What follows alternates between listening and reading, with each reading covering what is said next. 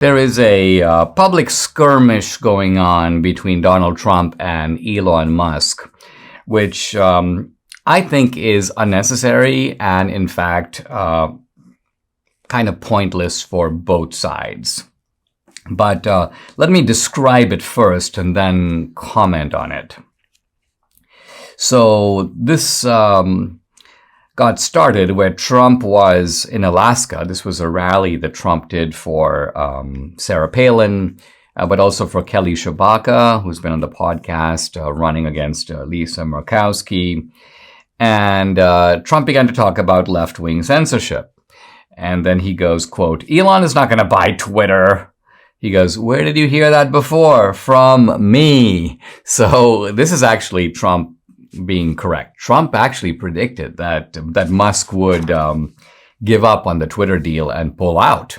And in fact, when Trump said that, no one really else was saying that. Most of us thought, well, Musk is going to want this platform, and even if he ends up overpaying for it, what's it to Musk? I mean, when you have $250 billion and you spend 44, yeah, it's a sizable chunk.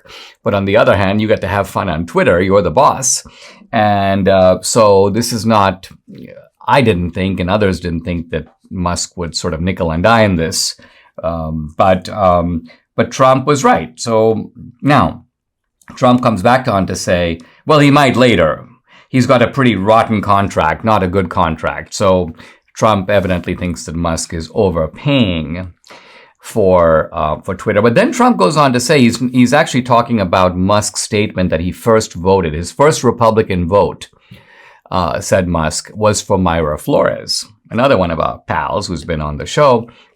But Trump then kind of mocks Elon Musk, and he goes, he said the other day, "Oh, I've never voted for a Republican." And then Trump says, "He told me he voted for me."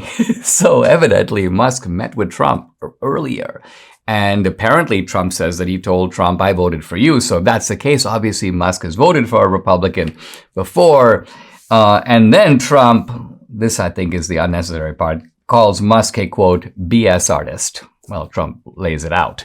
But look, even if Musk said that, said he voted for Trump, and then said he voted for the first time for Mayra Flores, this is a case where I think it's better to sort of let it go. There's no reason to rub it in, no reason to make enemies out of potential allies.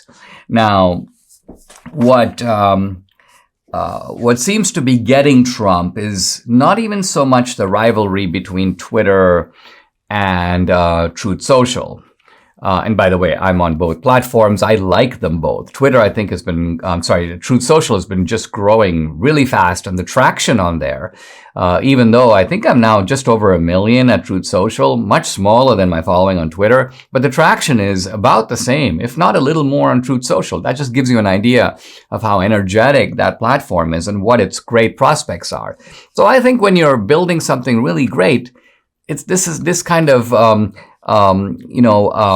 backbiting is really not, you don't have to do it. And it prods Elon Musk then to strike back at Trump, which he does. Quote, "I don't hate the man, but it's time for Trump to hang up his hat and sail into the sunset." This is Elon Musk. Musk is evidently a DeSantis man. And this is part of what's getting Trump. He's annoyed that Musk is for DeSantis and not for Trump. And then Musk says, and you can see Musk here is trying to moderate it. He goes, "Dems should also call off the attack. Don't make it so Trump's only way to survive is to regain the presidency." So Musk is sort of saying that he thinks that Trump would be less aggressive in pursuing a second run. And it's an interesting question, right? Here's Trump. He's a billionaire. If you've been to Mar-a-Lago, it's just a palatial place. I mean, it's one of the most beautiful buildings, maybe second to Versailles and a few other buildings in Europe, but it's just gorgeous. It makes the White House look like a slum.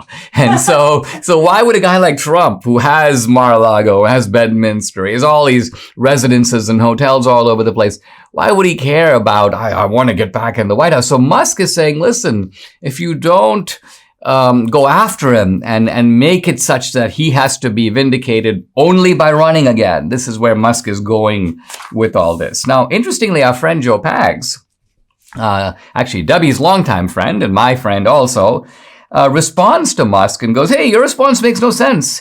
He goes on and recites a bunch of Trump's policies, and he goes, "Which of these policies do you disagree with?" And interestingly, Musk responds by, in a sense, saying, "None of them." This is Musk. Quote, he's responding to Pags. He goes, "Yeah, but too much drama. Do we really want a bull in a china shop situation every single day? Also, I think the legal maximum age for start of the presidential term should be 69, which, by the way, was, I believe, what Reagan was when he first assumed the president. Reagan was 69 when he began his first term.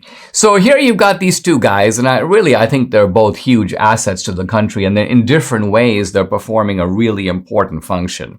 I'm not saying they need to be fans of each other, but I do think that when both of them are doing a lot, and are both indispensable in their own right. It's not easy to replace Trump. It's not easy to replace Musk. And so I think a little bit more mutual respect on the part of the two of them is appropriate here.